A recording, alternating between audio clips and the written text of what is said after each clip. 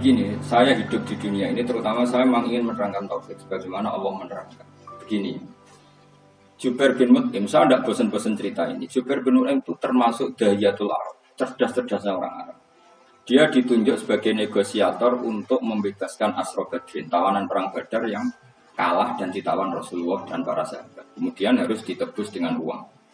Oke, disepakati. Terus singkat cerita Jubair bin Mut'im itu datang ke Madinah.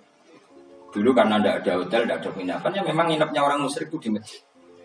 Ya sehingga itu lazim saja. Kamu tidak usah jadi liberal kemudian bilang musyrik boleh di masjid, tidak perlu seperti itu. Kamu juga agak perlu goblok mengatakan nggak ada ceritanya orang musyrik nginep di masjid karena ya ada tarehnya seperti itu. Jadi tidak perlu goblok, ya nggak perlu liberal. Paham ya? Kalau kamu bilang wah, namun orang musyrik boleh nginep di masjid, kamu liberal. Padahal konteksnya dulu memang nggak ada hotel. Tapi kamu bilang nggak sama sekali juga goblok karena sejarahnya pernah ada. Milih goblok boleh liberal. Apa milih jelas? Nggak milih aja ngaco. 01 apa 02 apa 00? Milih mana? Goblok, liberal, nggak milih. Nah, ketika Jubair bin Mut'im itu datang, gelalah Nabi itu sholat maghrib, ngimami. Nabi baca surat Wattur wa kitabim masdur fi rabbim mansur wal baitil ma'mur. Kemudian di pertengahan surat At-Tur itu kan ada ayat yang menurut saya itu sangat bagus. Sehingga di kamar saya, di rumah saya itu tak figur ayat itu. Bahwa kita harus dilatih berpikir. Kata Allah memulai argumentasinya. Am khuliqu min ghairi syai'in. Apakah kejadian alam raya ini seisinya tentu diciptakan tanpa sebab. Misalnya begini, alam raya ini kata orang nihilisme atau komunis atau orang-orang paham nihilisme, itu kan dimulai dari ketiadaan. Logika ini kan goblok sekali. Berarti kalau alam ini kadung wujud, kamu kan tahu kan langit bumi sekarang kan wujud. Ya, langit bumi sekarang kan jelas wujud. Berarti logikanya adalah al-adamu yakhluqu makhluqan, sesuatu yang enggak ada menciptakan sesuatu yang itu kan aneh. Di mana-mana al-adam ketiadaan itu tidak mungkin yakhluqu syai'an atau yu'athiru syai'an. Di mana-mana ketiadaan itu tidak mungkin mengefeki sesuatu yang ada.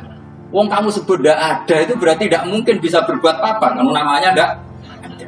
Sekarang alam raya ini dimulai dari ketiadaan. Terus kamu simpulkan sesuatu yang enggak ada menciptakan yang ada. Itu gendeng apa enggak? Oh ya gendeng sarap. Orang usah dipatahin yang gendeng, sebenarnya mau mati deh. Jadi makanya Quran menanyakan mereka, am khuliqu min ghairi syai'in. Apa alam yang kadung wujud ini kemudian disebabkan oleh sesuatu yang tidak ada. Lalu kalau sesuatu yang ada pasti diwujudkan oleh yang ada. Nah, karena yang ada ini pencipta harus berstatus super. Nah, super ini oleh ulama disebut wajibil wujud. Maka Allah bersifat super, wujud yang paling prima, yang kausa prima. Karena pencipta tentu kelasnya harus di atas yang diciptakan. Makanya disebut ulama dulu menyebut Allah itu apa? Wajibil wujud. Karena pencipta tentu lebih dahulu, maka harus disifati awal atau qadim, awal atau qadim. Kayak apa Allah mendidik kita? Am khuliqu min ghairi syai'in. Terus Allah bilang gini, ya gak apa-apa, yang menciptakan gak saya, gak apa-apa kata Allah. Tapi amhumul khaliqun, kamu saja yang menciptakan, gak apa-apa. Tapi syaratnya kalian juga harus merasa pernah ikut menciptakan langit bumi. Am khalaqus samawati wal ardh. Jadi, nggak apa-apa kamu merasa Tuhan, nggak apa-apa. Yang penting kamu merasa ikut nembok langit, ikut ngecor apa? Langit. Ya, pokoknya ikut bikin. Terus kata Allah, bala yukinun. Kamu tak suruh merasa menciptakan langit bumi, kamu juga gak merasa iya. Memang ya mereka merasa enggak kan. Akhirnya Jubair bin Mut'im saking nggak kuatnya. Am khalaqus samawati wal ardh bala yukinun. Amin dam khuzud. Sama Allah dibombardir seperti itu. Dia datangi Rasulullah, ya Muhammad, logika itu tidak meninggalkan akal saya. Matarok tali aktinasi.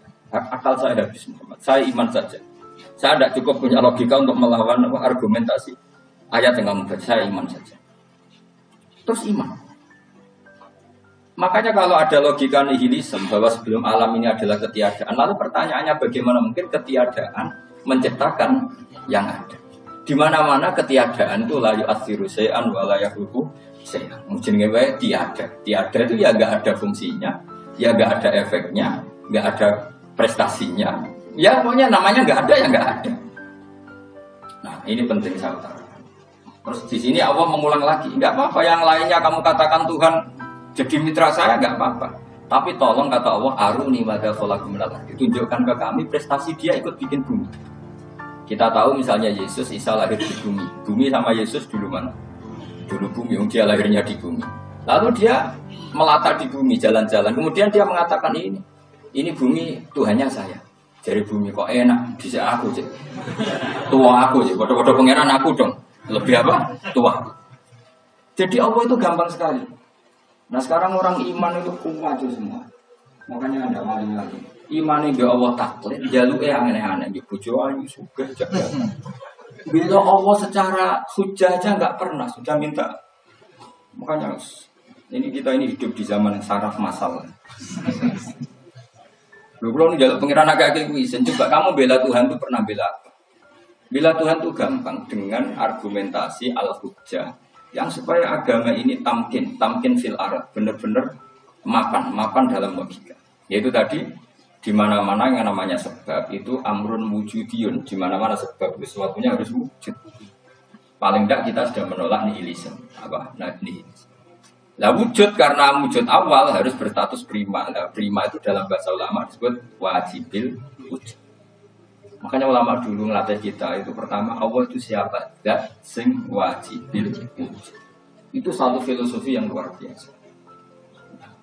Kemudian setelah itu ada setan-setan kecil yang nganggur, yang iseng. Nah itu nggak usah kamu perhatikan.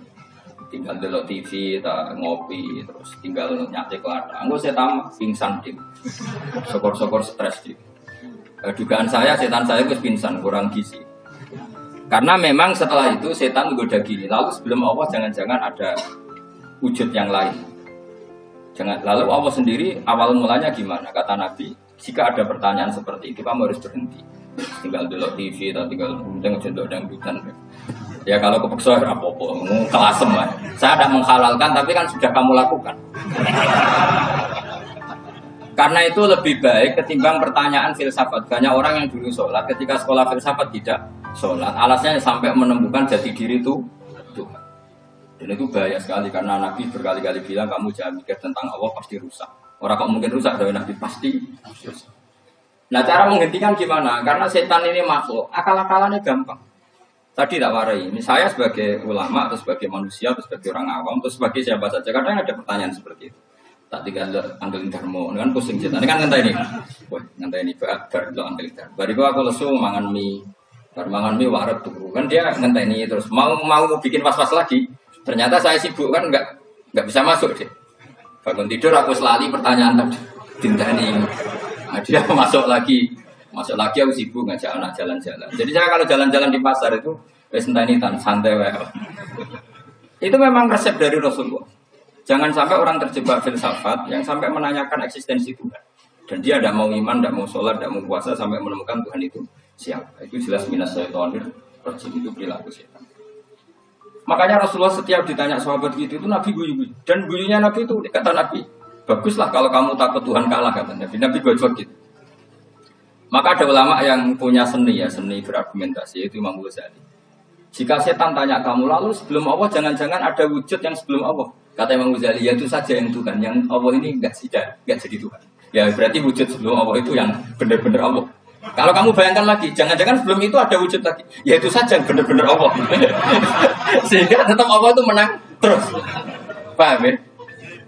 Yang jelas jangan sampai didahului Adam, karena kalau didahului Adam lebih ngeri lagi, karena sesuatu yang nggak ada menciptakan yang ada itu lebih buruk lagi menurut akal. Menurut apa akal? Nah, daripada kamu nggak saling Imam Ghazali, tinggal saja dulu. Nanti dulu sinetron. Itu yang lucu aja. Itu yang lucu.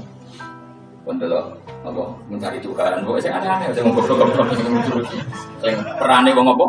Saya sering diprotes saya. Gus Salim jenengan kok sering dulu sinetron sing ono dialog kok goblok-goblok. Wong goblok ku menarik gitu kok.